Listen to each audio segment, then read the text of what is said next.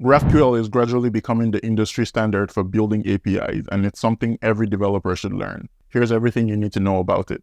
GraphQL is a query language for reading and mutating data in APIs. It describes how a client should request and modify data from an API. In regular REST APIs, data is fetched by accessing an endpoint. If you need additional data, you can access multiple endpoints. This leads to two issues. The first is underfetching, which is when a client has to make calls to multiple endpoints because a single endpoint does not return all the data it needs. The second issue is overfetching, which is when the client gets more information than they need in their application. GraphQL fixes all of this. Using GraphQL on the server side, backend developers can describe a schema for the data available in the database using a type system. The GraphQL API then exposes a single endpoint. Consumers of the API on the client side then query that endpoint and request the exact data they need using that provided schema. No more underfetching or overfetching, since the clients can access the schema and request only what they need from a single endpoint. GraphQL APIs also provide mutation types for modifying data as well.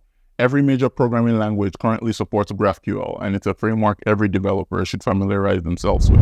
Concepts like this and more will be part of the academy I'm creating to guide you into tech. Follow Oma Calls for more programming content like this.